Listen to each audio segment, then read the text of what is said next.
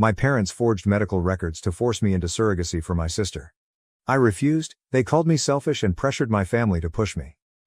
I never imagined that I would be writing this post, but following last week's events, I need a different viewpoint. My parents abruptly contacted me after 13 years of little communication, stating that they needed to talk about something significant. Greg, 43M, my husband, was concerned that something odd might be happening, but neither of us could have foreseen what would happen. Emily, 44F, my older sister, has always been the family's golden child. As a child, it was obvious that she was everything my parents could have ever hoped for. Intelligent, athletic, attractive, and seemingly flawless. She was frequently praised by them, who referred to her as their perfect princess or golden apple. 2 years after Emily's death, I was an unexpected surprise. In my parents' perspective, being unexpected wasn't my only sin. I was born prematurely and had a severe cardiac issue that had numerous operations and ongoing care during my early years. Even though my grandparents paid for the majority of the medical bills that insurance did not, my parents never let me forget how much of a financial burden I was. We could have taken that vacation if we didn't have all these medical bills. Or Emily's college fund would be bigger if we didn't have to deal with your hospital stays, are examples of the passive-aggressive remarks they would make. Their treatment of us was a sharp and terrible contrast. My accomplishments were hardly recognized, but Emily's little victories were honored with parties and gifts. In high school, I recall winning a writing contest at the state level. Emily had a regular soccer practice that day, so my parents were unable to attend the award ceremony. The everyday small things that truly brought home to them how different we were from them weren't simply the significant events either. Emily was well aware of her status as a golden kid and made the most of it. Knowing that our parents would never support me, she would frequently bully me. When I was 12, I was shoved down the stairs by her after I unintentionally touched her science project. For weeks I had a huge bruise on my back. My mother's reaction? You should be more careful around Emily's things. That was it, just another reminder that I was less valuable than her possessions, with no care for my hurt or retribution for Emily. My only way out was to go to school, but even that was difficult. I struggled to stay up because I missed a lot of classes due to my health problems. While I was fighting to maintain mediocre grades in between medical stays, Emily was achieving straight A's and dominating in sports. The analogies persisted. Why aren't you more like Emily? Emily never struggles with her assignments. Emily doesn't cause us this much anxiety. I had figured out how to blend in as much as possible by the time I got to high school. That was simpler. Emily already had a ton of friends, was headed to a prominent institution, and was leading the ideal life my parents had always desired for their kids.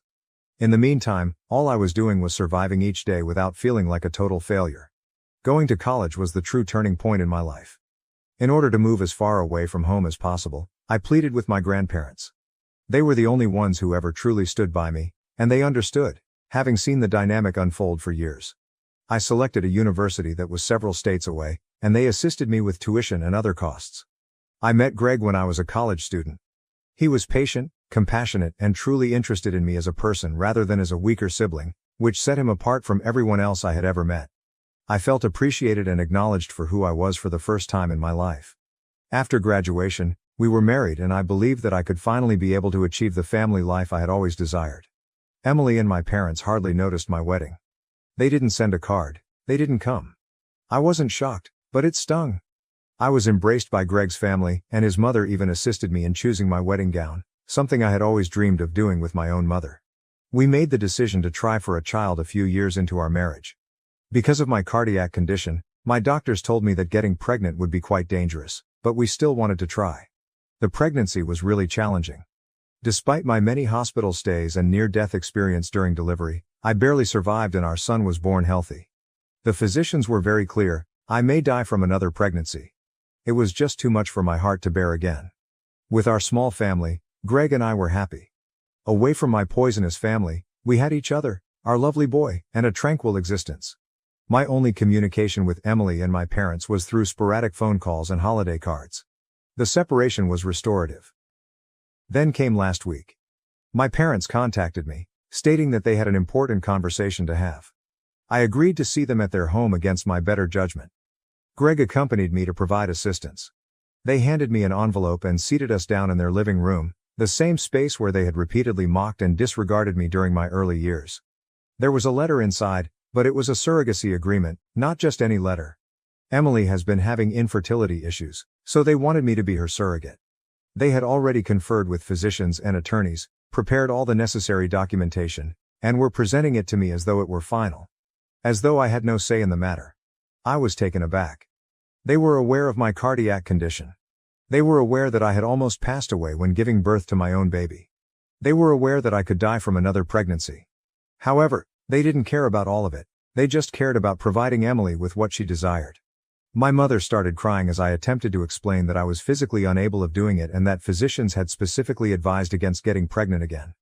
She cried, "How can you be so selfish? Emily has always wanted to be a mother, this is her only chance." My father added that after everything the family had done for me, I owed them something. What had they done for me? What specifically had they done to make me feel unworthy for the rest of my life? My grandparents paid the medical costs they loved to hang over my head.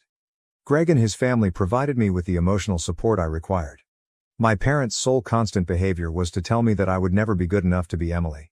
With my mother's charge of selfishness still echoing in my ears, I sobbed as I left their home. Greg was incensed not only at their request but also at the way they totally disregarded the possibility that I might die. He advises me to stop communicating with them as they have shown beyond a reasonable doubt that they are indifferent to my welfare. I know in my heart that he is correct. This suggestion is cruel in addition to being unkind.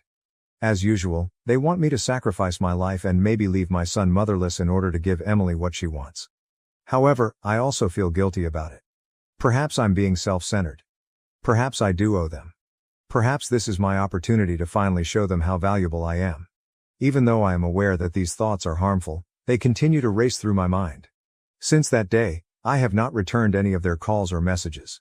Emily has begun contacting me as well, with false statements like, "Family helps family," and, "I would do this for you if the situation were reversed."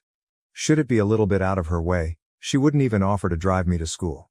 My son is on my mind all the time. If something were to happen to me while I was pregnant, he would be the one who would suffer the most.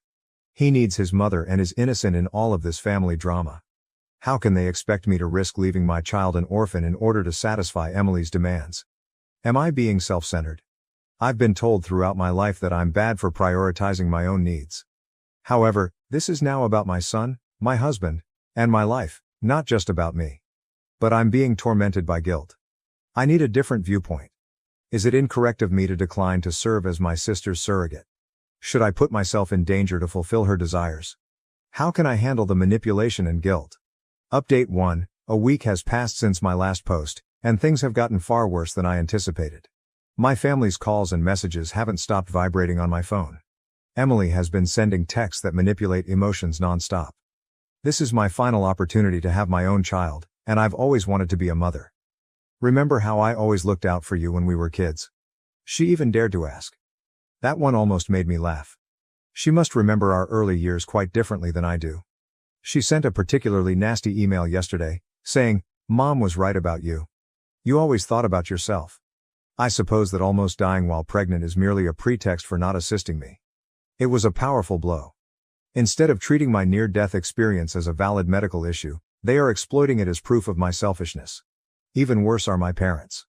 I'm ruining Emily's sole chance at happiness, Mom has been telling any relative who will listen over the phone. She is portraying me as this cold-blooded monster who refuses to assist her dying sister. However, Emily is not dying. She is simply unable to conceive naturally. They're behaving as though Emily's wish to have a biological kid is more significant than my actual risk of dying. This morning, Dad sent me a message that truly went too far. "You've always been a letdown, but this is a new low. This is your way of repaying us for giving you life. By denying your sister the experience of being a mother." I wanted to reply that they didn't really give me life. My grandparents were the ones who covered the cost of the medical treatment that kept me alive, and they almost lost it due to carelessness several times when I was a toddler. Greg is enraged. I dissuaded him from driving to their house and confronting them. Even though I would have loved to watch him reprimand them, I informed him, they're not worth it. Rather, we engaged in a lengthy discussion about our future. Greg reminded me, this isn't just about you anymore. It has to do with our son. He might lose his mother as a result of what they're requesting. Nobody has the authority to force you to take that risk.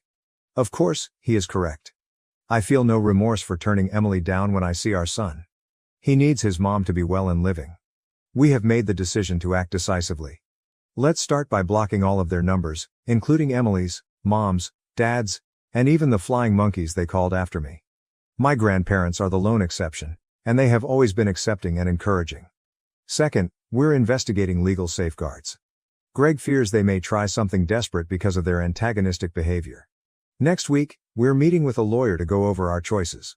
I will always be perplexed by their claim to be family and their utter disregard for my life. However, I'm over my guilt. I will no longer allow them to control me.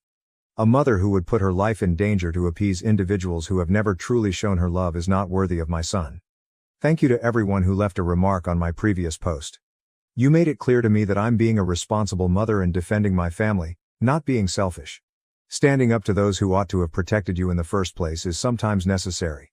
I'll provide another update if something noteworthy occurs, but hopefully this will be the last one.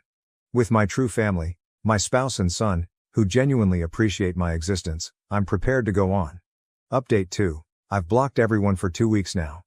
I assumed that was the last of it, but my mother managed to get in touch with me using a temporary number. Just the two of us, not Greg, need to talk.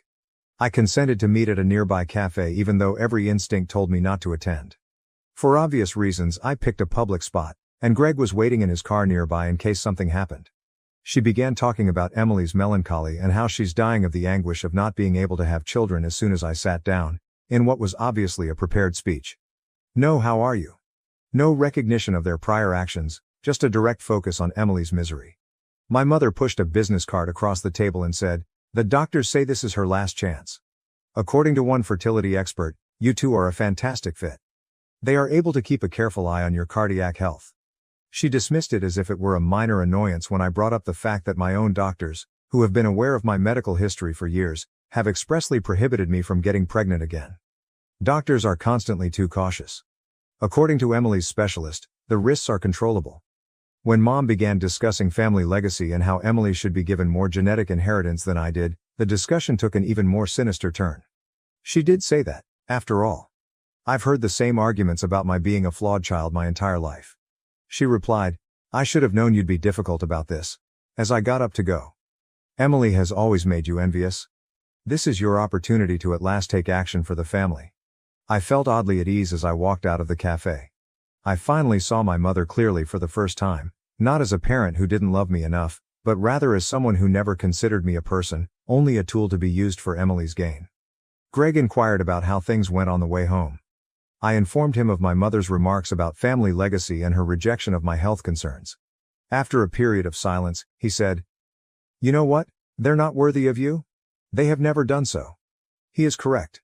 They are unworthy of me, my forgiveness, or another opportunity to harm me. I've given my mother one last message. I won't put myself in danger or leave my child an orphan because of Emily's wishes. We will not be talking about it again. Don't get in touch with me again. Tomorrow, I'm going to change my number. Sometimes quitting the game completely is the only way to win. Update 3. My father began sending increasingly threatening messages from various phones a week after the cafe incident involving my mother. I was particularly drawn to the most recent one. "Your mother is devastated. Emily is in pieces. You have given us no other option, even if we didn't want to do this. There are repercussions for actions." My grandmother's voice was tremulous when she called. "I heard your parents conversing with an attorney. They're looking for legal means to compel you to do this. They may use laws pertaining to family obligations and medical rights. Although they made reference to court orders and medical evaluations, I'm not entirely sure what they have planned. Evidently, they have persuaded themselves that they may be able to contest my own doctor's opinion because Emily's fertility specialist claims the risks are tolerable. They're even considering attempting to demonstrate that my reluctance isn't due to valid medical concerns, but rather to illogical family resentment. Additionally, my grandmother disclosed that Emily's 46-year-old husband is genuinely opposed to their plan. He believes that risking someone's life for this is crazy, but Emily and my parents have essentially cut him off from the conversation. That family at least has one sensible member. I called my doctor's office right away and asked them to implement additional security measures to lock down my medical records. I then got in touch with 3 different family law businesses. The first 2 expressed sympathy but stated that they would have to look into this peculiar circumstance. But the third one was just what we needed. When the lawyer heard the whole scenario, she became enraged. "They cannot legally compel you to serve as a surrogate. It would be considered reproductive coercion and would not be tolerated by any court. However, we must take the initiative. She is assisting us with creating cease and desist letters and preparing the necessary papers for a restraining order. Additionally, we are recording every message, phone, and contact attempt. According to the attorney, if we require legal protection in the future, we must establish a distinct pattern of harassment. The majority of our legal expenditures are covered by Greg's company's excellent legal insurance plan. Even if it didn't, I would sell my car if I had to, he stated. Last night, he informed me, your safety is worth everything we have. The most bizarre aspect of it all is that they still act as though they are the victims and that I am the one who is acting irrationally. As if compelling someone to put their life in danger is some sort of admirable sacrifice, my mother reportedly informed my grandma that sometimes love means making difficult choices for the family. I'm exhausted, so exhausted. But I'm no longer scared. Let them play their games and try their legal threats. Truth, the law, and real medical proof are all on my side. Above all, I am supported by individuals who sincerely care about my life and welfare. Update 4. The legal threats began 2 weeks ago, and now my whole extended family is involved in this nightmare. During their recent family get-together, which I was obviously not invited to, my aunt from Texas called yesterday and sobbed about having to see Emily endure yet another unsuccessful IVF effort. The most unsettling aspect? The story has been entirely altered by my parents. My cousins claim that they're telling everyone that I'm just using my heart ailment as an excuse because it has significantly improved. They've even implied that I'm declining because I want to see Emily suffer because I'm envious of her success. The cryptic Facebook postings that my mother's sisters have begun sharing about selfish family members and the value of sacrifice for family were what truly caught me off surprise. Everyone in the family is aware of who they are referring to, even though they aren't specifically addressing me. I've received messages from some distant relatives I haven't seen since I was a child expressing their disappointment with my decisions. My cousin Sarah, 39F, is the one bright spot in all of this. She personally contacted me to express her anger with everyone's actions. She wrote, "I recall how they treated you as a child. They're being crazy. Don't let them guilt you into this." At the next family get-together, she even volunteered to talk about her personal encounters with my parents' partiality. These flying monkeys are unaware that last night Emily's husband spoke with Greg in secret. He fears that because of all this harassment, Emily and my parents will end up in legal hot water. He attempted to reason with them, but they aren't listening to anyone because they are so focused on achieving their goals. I've already made up my mind. I wrote a mass email to my entire extended family last night that had only the medical facts about my heart problem, along with a statement from my cardiologist on the risks of getting pregnant again, without any drama or accusations. I concluded it by saying that my lawyer would handle any further harassment and that I would no longer discuss surrogacy. Then, with the exception of my grandparents and cousin Sarah, I blocked every member of my family. Greg assisted me in creating new social media profiles for close friends only, using a different identity. It's strangely freeing, but it seems like entering witness protection. Yesterday, my youngster questioned me about why we no longer see Grandma and Grandpa. I told him that sometimes we have to avoid individuals who don't respect our limits, even if they are family, even if it breaks my heart. After giving it some consideration, he remarked, "Like when Tommy at school doesn't stop when I say no." Children are more capable of understanding than we realize. I've learned from this whole experience that my true family isn't always the folks with whom I share DNA. It's the people who love me without conditions, who respect my right to life and who cherish my presence above and beyond what I can do to others. Update 5. I sent out a bulk email to the extended family a month ago. The result was different from what I had dreaded, yet it was precisely what you would expect. Genuine peace is something I've never experienced before thanks to my new phone number and secret social media profiles.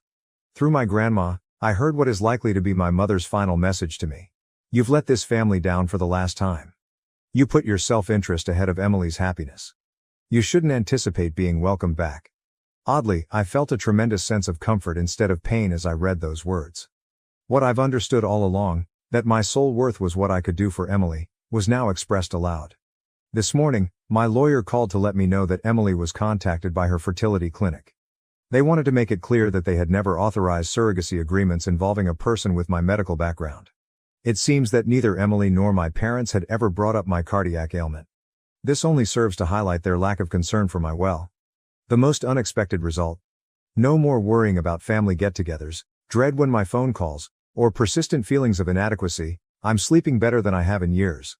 Greg also noticed, saying, "I'm laughing more freely and smiling more." In this brand new, drama-free setting, our youngster is flourishing. We began Sunday board game nights as a new family tradition last weekend. I had a profound realization as I sat there and watched him laugh with Greg. This is how family should feel: secure, affectionate, and welcoming. Sometimes my grandmother comes to visit, but she always makes sure my folks are unaware. Last time, she brought old pictures of me as a baby that I had never seen before. As I looked at them, I saw a contented little girl who had no idea that she would spend decades attempting to win affection that ought to have been given without conditions.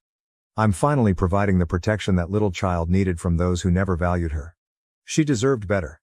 I want to express my gratitude to everyone on Reddit who helped me along the way. Your remarks made it clearer to me that defending myself was a matter of survival rather than selfishness. You showed me that a true family doesn't require you to sacrifice yourself for them. If you're wondering whether it's wrong to shield oneself from a toxic family, the answer is no. Your limits are legitimate, your health is important, and your life has worth. Walking away from folks who don't love you enough can sometimes be the bravest thing you can do. Since there is really nothing else to say, I will no longer be updating the story.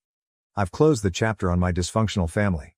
With the family I've chosen, the ones who genuinely want me to live to read them, it's time to concentrate on writing fresh, healthier chapters. But hold on, shortly after I posted this update, two surprising events occurred. First, my lawyer received a legal letter from Emily's fertility clinic. As it turns out, my parents tried to conceal my heart ailment by falsifying my medical records. A report regarding this unlawful effort at medical fraud is already being filed by the clinic. The second was that Emily's husband had had enough. In the family group chat, he revealed how my parents and Emily had conspired to conceal my illness from the doctors. He disclosed that Emily was aware of my near-death experience while I was pregnant, but she had purposefully kept it a secret from everyone. The response from the extended family was prompt. Suddenly, the aunts and cousins who had been disparaging me stopped talking. My Texas aunt apologized over the phone, claiming she was unaware of the effort at medical fraud. Since then, a number of family members have stopped communicating with my parents and Emily, describing their behavior as completely illegal. Last week, Emily's husband filed for divorce because he couldn't stand being married to someone who would commit fraud and endanger her sister's life. My parents' flawless story about their precious child was ultimately shattered by this. Emily and my parents have been banned from all of the medical facilities that are associated with the reproductive clinic. According to my attorney, they might be subject to severe legal repercussions for their effort at medical fraud. Seeing their flawless facade fall apart after their own deeds were exposed feels like poetic justice. Even though I never sought retribution, all I wanted was to be left alone. You are truly set free by the truth. For those who wanted an update on the repercussions, let me say that sometimes people who spend their entire life controlling other people end up controlling themselves. Emily and my parents did this to themselves. I'm simply living my best life with folks who genuinely appreciate it while keeping a safe distance. Reddit, thank you. Your assistance has been amazing along our journey. When I initially wrote about the demand for surrogacy, I was overcome with self-doubt and remorse.